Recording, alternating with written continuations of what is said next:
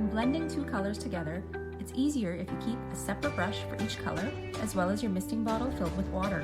Blend each color together on the edges, then move towards the middle.